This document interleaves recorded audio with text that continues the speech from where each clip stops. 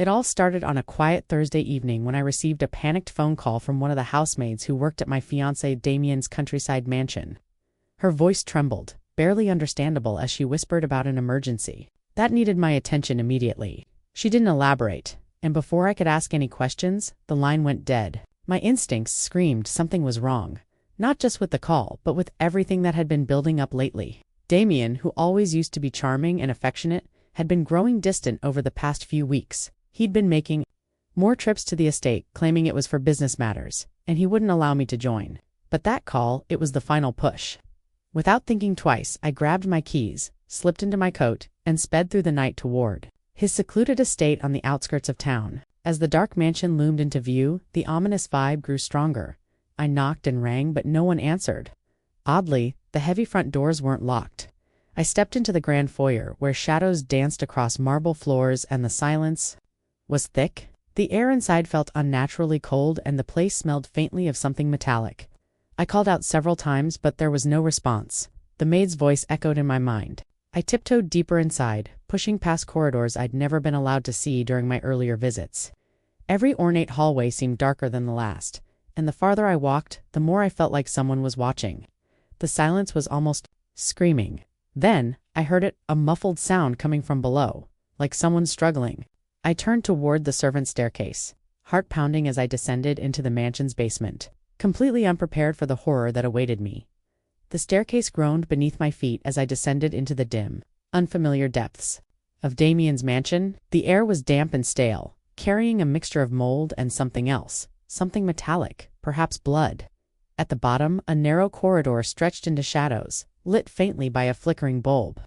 My hand brushed the wall, feeling its cold stone texture, when I saw a heavy wooden door cracked open slightly. The muffled sound grew louder, more distinct now, gasps, maybe even sobbing. I pushed the door open, and what I saw stole the breath from my lungs. In a small room resembling a medieval dungeon, a girl barely older than me was tied to a chair, her wrists raw from struggling. Her eyes widened in terror when she saw me, until I whispered that I wasn't there to hurt her. She relaxed only slightly. I rushed to untie her, asking who she was, but she shook her head frantically. Glancing at the corner behind me, I turned, and there in the shadows stood Damien. Not the Damien I had fallen in love with, but someone else entirely. His eyes were colder than I'd ever seen. He didn't even look surprised. "I told them to warn you not to come," he said in a voice void of emotion. My heart plummeted. "What are you doing?" I demanded, shielding the girl behind me. He laughed, a low, dry chuckle. "This isn't what you think," he said, but there was no justification in his tone, only calculation. I didn't believe a word. As he stepped forward, the truth began to unravel with each sentence he spoke, and I realized I had stepped into a web that had been spun long before I ever met him. Damien had secrets buried far deeper than I could have imagined. Damien motioned for me to step aside, claiming the girl behind me was dangerous, a trespasser even, but I could see it in his eyes. He wasn't scared of her. He was scared of what she might say. She clung to my arm, whispering something that sent chills through me. "He's done this before." My breath caught. Before I could respond, Damien's expression hardened. "You don't know what's going on," he said, stepping closer. "That girl is a manipulator. I tried to help her, and this is how she repays me." I didn't know who to believe in that moment. But the bruises on her arms, the state of the room, and the terror in her eyes said more than his words ever could. I reached for my phone to call the police, but Damien snatched it before I could dial. "You don't want to do that," he warned. "Think about everything we have, our future. Don't ruin it over a misunderstanding." His calm demeanor only made it worse. This wasn't panic, it was control. That's when the girl lunged toward the fireplace in the room, grabbing something hidden behind a loose stone. She tossed it to me. It was a flash drive. "Run," she whispered. Damien froze, just for a moment, and that hesitation gave me all the answer I needed. I bolted from the room, the girl behind me. We climbed the stairs two at a time, hearing Damien's footsteps echo close behind. We reached the foyer and rushed out the doors into the cold night, my car the only refuge. As we drove away, shaking and breathless, I glanced at the flash drive in my hand, heart pounding. I had no idea what was on it, but it was clear it held the key to Damien's darkest secret, and I was about to find out everything. The drive back into the city felt like a blur.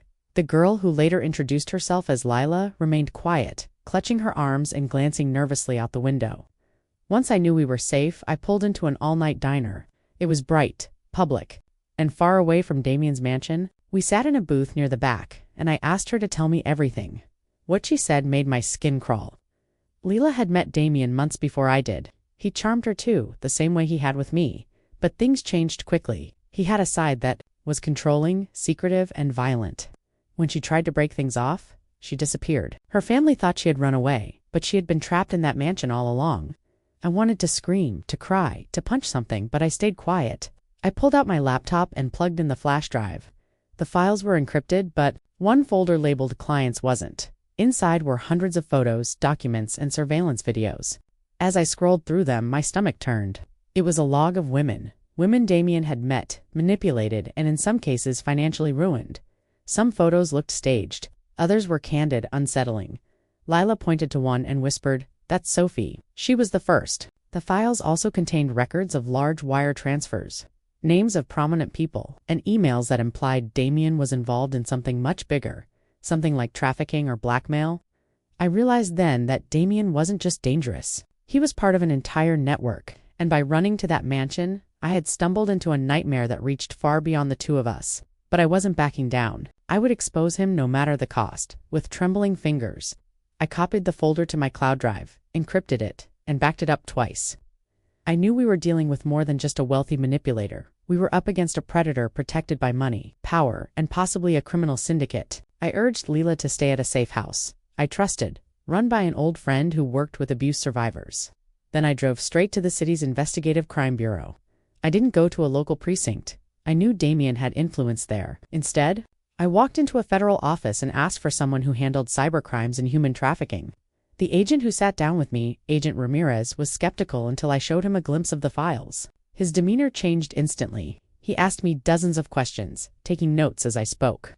For the next 6 hours, I told him everything. I showed him the emails, the bank transfers, the photos, the list of aliases Damien had used. Ramirez said, the agency had been monitoring a similar operation, but lacked a key player to link it all together. And Damien fit that profile perfectly. "You might have just cracked a case we've been chasing for years," he said grimly. But he also warned me if Damien sensed what was coming, he could disappear and others might come after me. I was now a liability to very dangerous people. Ramirez offered protection, and though I hesitated at first, I knew I couldn't face this alone. That night, I was escorted to a secure location while the agency began building their case. I couldn't sleep. My mind kept looping back to Damien's face in that basement, so calm, so sure I wouldn't fight back. But he had underestimated me. The next morning, I woke up in a safe house with 2 agents parked outside in unmarked cars. I had barely closed my eyes when Agent Ramirez called with an update. The digital evidence from the flash drive had been verified and a federal warrant had been issued for Damien's arrest. However, by the time agents arrived at his mansion, Damien was already gone. The place was abandoned, wiped clean like no one had lived there. No staff, no personal belongings. Just a house stripped of every trace of evidence, like he had vanished into thin air. I wasn't surprised. Damien was smart. He always had an escape plan. But what stunned me was the discovery of a hidden room agents found behind a false wall. In the basement, inside were binders filled with profiles of women, including me. There were surveillance notes, psychological evaluations, and lists of triggers for control. I felt sick. My entire relationship had been orchestrated like an experiment.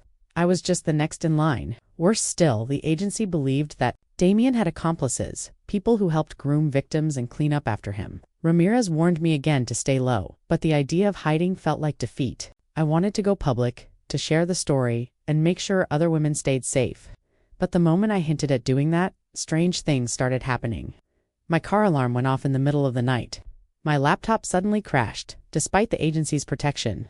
And then, a handwritten note slipped under the safe house door. "Stop digging or she disappears next." It was unsigned, but I didn't need a signature to know it was from Damien. My blood ran cold. Leila was in danger, maybe even more. Than me, we moved Leila immediately to another location, doubling her protection. I was no longer just trying to expose Damien. I was fighting to keep people alive. The FBI began tracking his financial movements, monitoring his known associates, and cross-referencing the names in the flash drive with previous cold cases. Slowly, a horrifying network began to reveal itself. Wealthy men in different cities, using similar tactics, all seemingly connected to Damien through shell companies and encrypted message boards on the dark web. The operation was massive, and the deeper the agents dug, the more they uncovered systemic failures in law enforcement reports that were ignored. Women who were silenced, officers who were bribed. I felt like I was standing at the edge of a bottomless pit, peering into something much bigger than one man. Still, there were moments when the trauma hit hard. It was difficult to reconcile the monster I now knew with the man I had once planned to marry. I questioned everything. Was there ever a real moment between us? Did he ever feel love? Or was I just another target on his list? That confusion turned into resolve. If I had been chosen as prey, I would flip the game. With Ramirez's help, I agreed to go undercover online. Within days, I was contacted by a man named Ferris, who seemed to know Damien. Ferris sent me an encrypted message. "You're not safe, sweetheart. The ghost always returns for what belongs to him." I didn't know it yet, and he immediately flagged the username. Ferris had shown up in past communications tied to cyberstalking, identity laundering, and even to international disappearances. But his real name was still unknown. Ramirez advised me to keep engaging carefully. We needed more from Ferris to link him directly to Damien's network. Over the next several days, Ferris shared vague hints, stories of obedience training, and clean partnerships. Each message made my skin crawl, but I stayed calm and played along, pretending to be an eager new recruit. Eventually, Ferris offered to set up a meeting in person. He said Damien had spoken about me and that the ghost was displeased by my betrayal. The meeting would take place in a downtown hotel under heavy surveillance. I agreed, but with strict backup, Ramirez wired me up. Agents surrounded the location, and we prepared for what could be a dangerous trap. When Ferris finally entered the hotel lobby, I felt my breath catch. Back then, I thought he was just a distant cousin, polite but forgettable.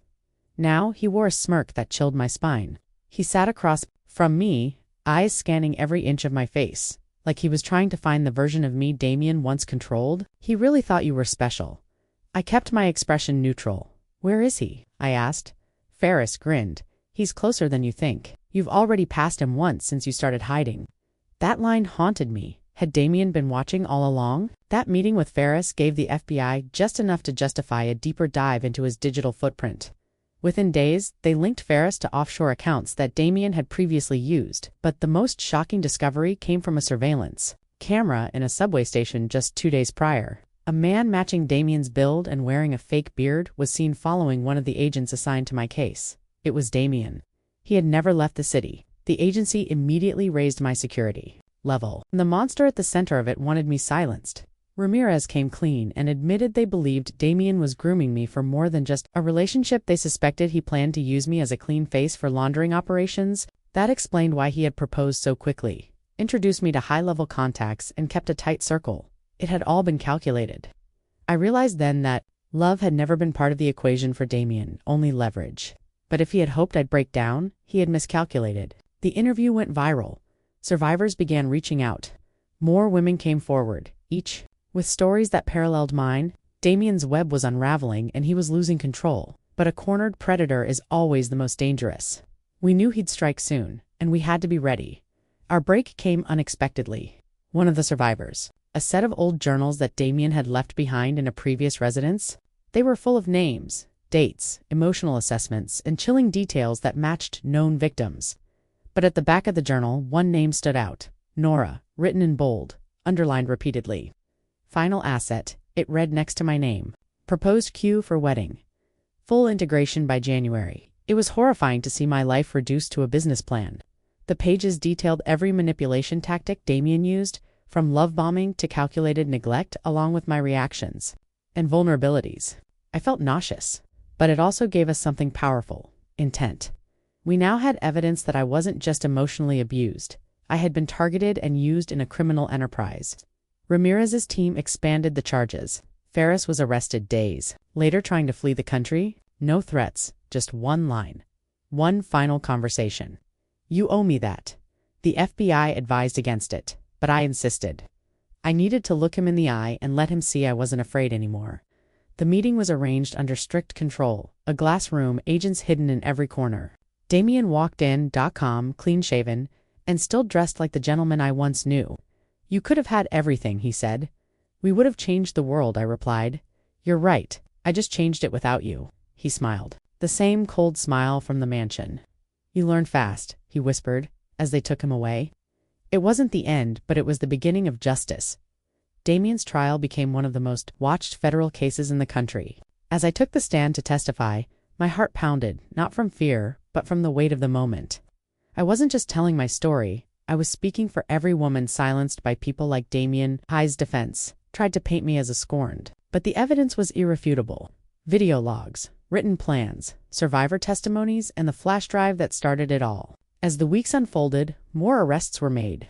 Ferris gave up names in exchange for leniency. Safe houses were raided, bank accounts frozen, and through it all I remained steadfast, despite threats, slander, and public scrutiny. By the end of the trial, Damien was convicted on multiple counts: fraud, trafficking, conspiracy, and attempted coercion. He was sentenced to life with no chance of parole. But that victory came at a cost. I had lost my home, my trust in people, and a part of myself I would never get back. Yet, in that loss, I found something else: purpose. I launched a foundation for victims of manipulation and digital abuse. Lila joined me, stronger every day. We spoke at universities, held workshops, and pushed for legal reform. One evening, after giving a talk, I looked into the mirror and finally saw someone I recognized again. Not the broken fiancé, but the woman who turned her pain into power. Damien's shadow may linger, but he no longer owns my story. I do, and I will continue to tell it until no one else has to live through what we did. Now, whenever someone asks me how it all began, I think back to that late-night phone call. One decision changed everything. I stepped into a dark world thinking I was going to help someone else, only to realize I was rescuing myself too. My story isn't just a warning, it's a call to listen to your instincts, to believe in your strength, and to speak even when your voice shakes. Damien wanted to break me, but in the end, he forged someone stronger. My story went from a whispered secret to a national reckoning. Laws changed, cases reopened, survivors found justice, and though I still carry the scars, the road ahead remains uncertain. Evil evolves, but now we are prepared. We are louder, and we are no longer alone. If you're reading this, if you're feeling trapped, confused, or silenced, let this be your sign. You are not crazy, you are not weak, and you are not alone. Because the day I ran to that mansion, I thought I was saving someone. But in truth, I was saving the woman I was always meant to become.